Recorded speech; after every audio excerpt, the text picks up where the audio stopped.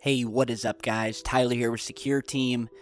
Buzz Aldrin, the infamous Apollo moon landing astronaut, indeed the second man to walk on the moon, has just been evacuated from none other than Antarctica. This is kind of strange. I've been getting a bunch of emails about this. News reports are just hitting the web, with a lot of people asking why he was in Antarctica. It's kind of a strange place to be. You don't really hear a lot of news stories about celebrities or anyone for that matter just heading down to Antarctica. And so it's raising questions, and something else we've talked about in past videos is there seems to be a lot of activity and a lot of visits to the South Pole by some very powerful people this year. If you remember, we recently did a video about how John Kerry, who is the Secretary of State, also visited Antarctica, and by the way, is now the highest ranking American official to have ever visited the South Pole. And now we have none other than a man, Buzz Aldrin, who is at the center of one of the biggest conspiracies in the topic of ufology, and that is the moon landings. Buzz Aldrin was among the first men to ever set foot on the moon, and what they saw there has been a topic of debate, of fierce debate, since that fateful day in 1969. So it's raising a lot of questions. Now, according to the articles I can find online, astronaut Buzz Aldrin medically evacuated from South Pole, and this is according to the National Science Foundation and the Private Tourism Group.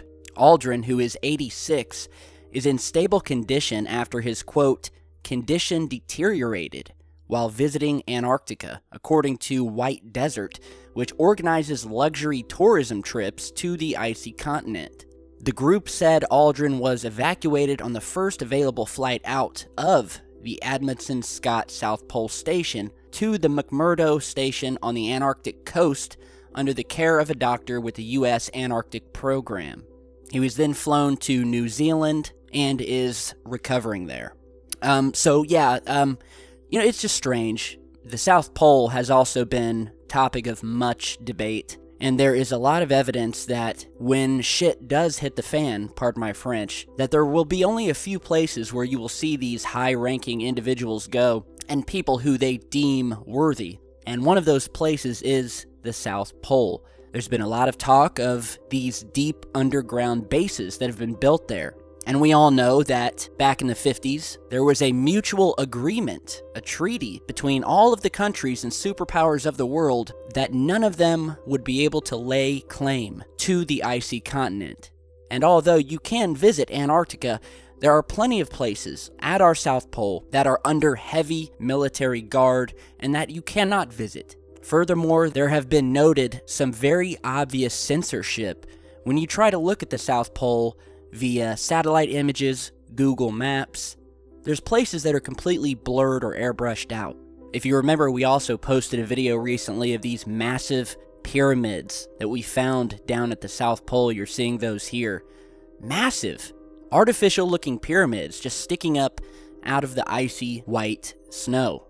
Many have said that this was the true reason for Secretary of State John Kerry's visit, and that they're discovering some very strange things down in Antarctica. And we do know that when you have high-ranking officials or military personnel who want to visit a certain place, they will usually use the guise of vacation or private tour as the public or official reason, just as we're seeing here. And again, been getting a lot of emails about it. Could there be something more to this? I don't know. But all I'm basically saying is that there has been a lot of activity, some very high-ranking, prominent people that have been visiting and taking interest in the South Pole this year. And make no mistake, Buzz Aldrin is one of those high-ranking individuals. He is the poster boy and an icon for one of America's most amazing technological feats ever, one of the first men to walk on the moon. And he is held in high regard, and his knowledge regarding space and things of that nature is vast and unending. So, I'll continue to follow the story. I would just like to know what's going on with Antarctica. You know, we've posted photos of these bases that we found there, these holes in the side of mountains that look like they were carved out to fit saucer-shaped objects. We found strange objects, creatures possibly, swimming in the oceans surrounding the South Pole. You're seeing that image here that was found on Google Maps. No idea what this 140-foot object is that looks to be glowing in some places. 140 feet this object is here. I don't know of any sea life, maybe you guys can tell me, that has a length of 140 to 150 feet long, and that glows in certain places. So others have said possibly this is some sort of secret military submarine, some sort of craft that we don't know about. But keep me posted and let me know what your guys' opinion is about this whole Antarctica deal. And so I just wanted to post this quick video up. Another thing, before we go today, I want to show you some very interesting footage captured over London, England. Something is happening in London. If you remember, we just did a video about this mass UFO sighting over Turkey. Still, not very many answers about this. And even up to 5 minutes ago, I'm still getting messages from people who are saying that they are having trouble finding messages and things on Twitter about the event, as well as having their own tweets censored or disappear mysteriously.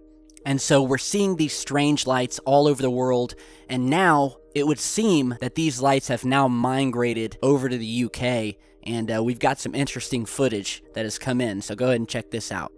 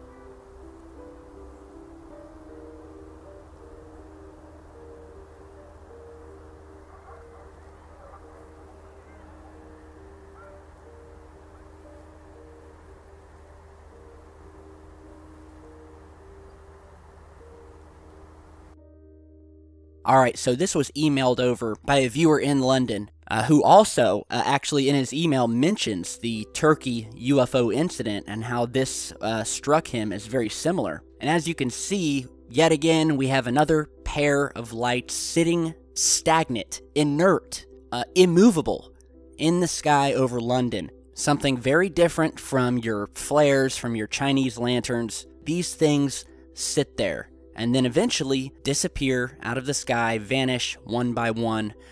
We've seen this so many times all over the world. Same thing happened over Canada recently, where these lights had followed a man for over 20 kilometers. Followed him, freaked him out.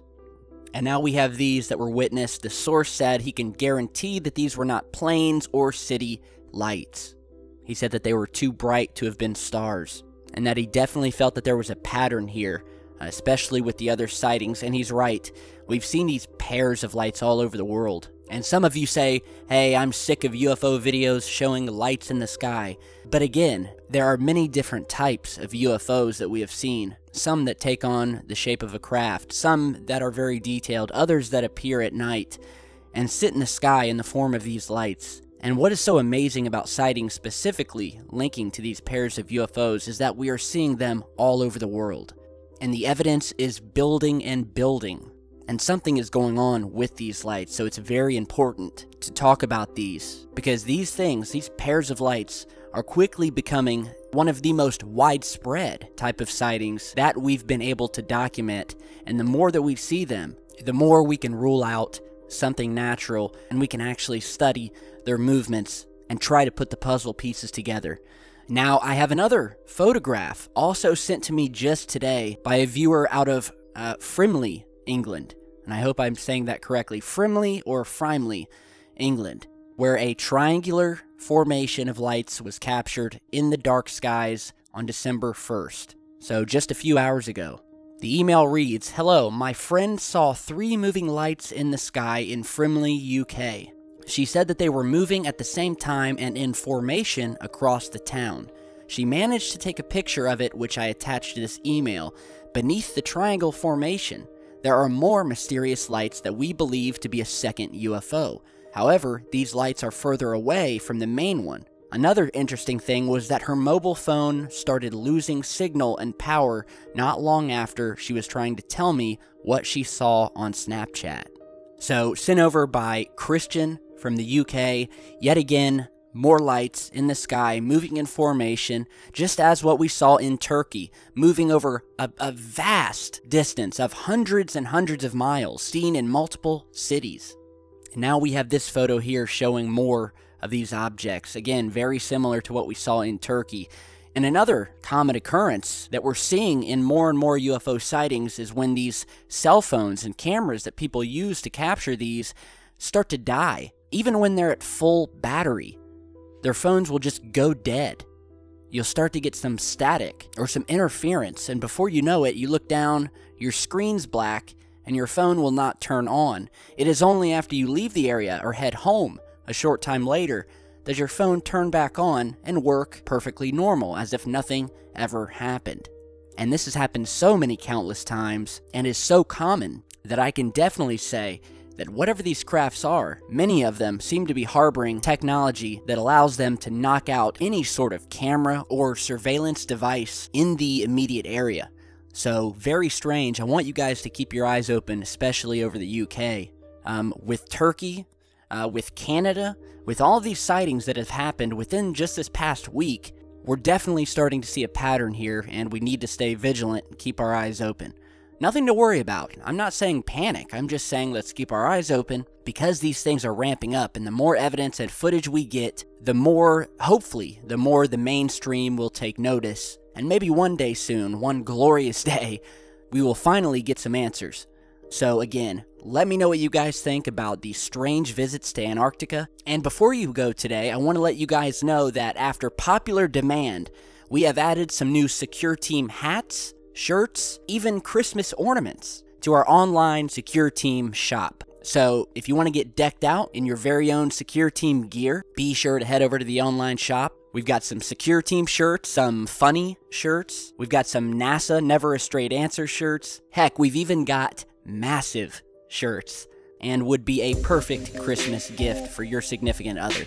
Alright, so thank you guys for stopping by. I'll see you back soon with another video. I'm going to try to get it up tonight, so stick around, and I'll see you in just a bit. Stay safe, guys.